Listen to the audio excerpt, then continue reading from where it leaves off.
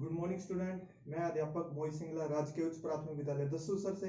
आज हम टॉपिक करेंगे कक्षा 10 की एक्सरसाइज 18.1। टॉपिक है प्रायिकता। सबसे पहले अपने को पता होना चाहिए कि प्रायिकता होती क्या है। प्रायिकता को इंग्लिश में कहते हैं प्रोबेबिलिटी, और या इसको हिंदी में कहें तो एक संभावना। कोई घटना अपने को कह दें कि उसकी क्या संभावना है घटना घटित होने की, उसको क्या कहते हैं, प्रायिकता। अब रही बात प्रायिकता की परिभाषा की।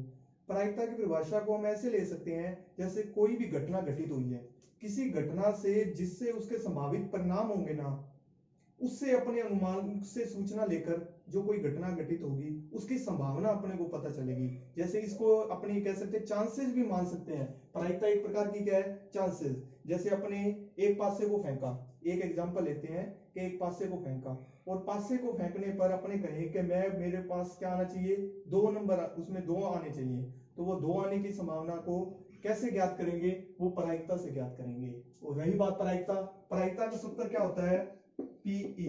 पीई यहाँ क्या है, अपने कोई घटना लेंगे, ई को क्या लेंगे, कोई घटना। इसका सूत्र क्या होगा, जैसे घटना है ये, तो पहला इसका ऑप्शन क्या होगा, घटना के अनुकूल परिणाम।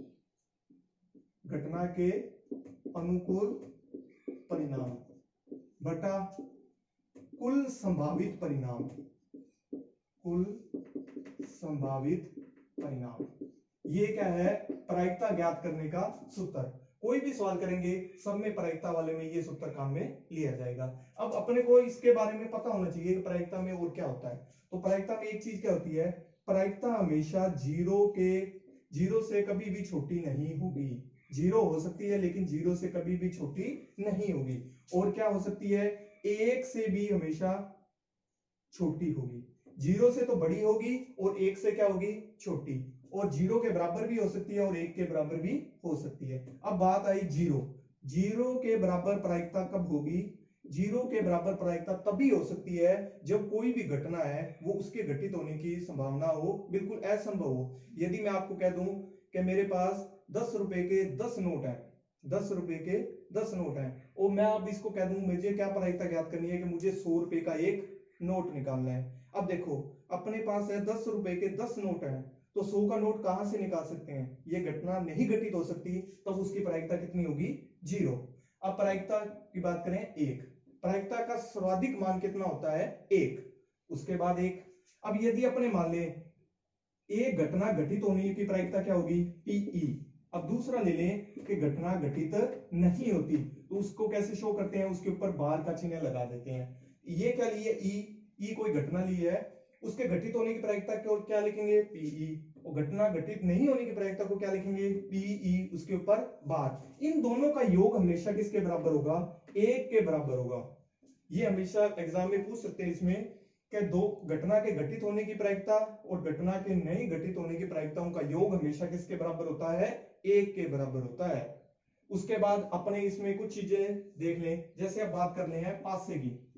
सबसे पहले बात किसकी कर रहे हैं, अपने पासा।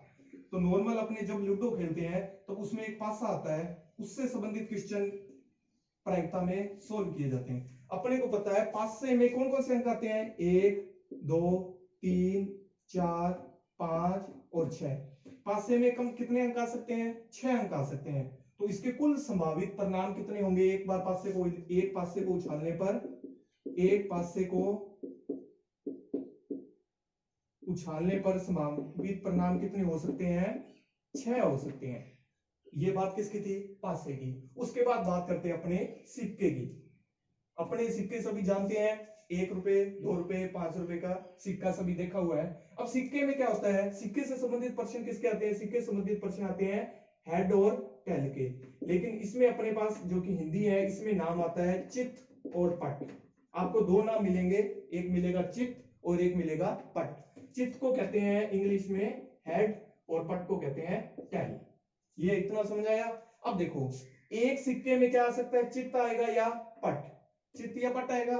लेकिन दोनों के चित्त आने की प्रायिकता को ले लूं मैं यदि, और उसके बाद चित्त ना आने की प्रायिकता, चित्त नहीं आएगा तो क्या आएगा, पट आएगा। इसकी प्रायिकता इन दोनों का योग हमेशा किसके बराबर आएगा, 1 के बराबर आएगा।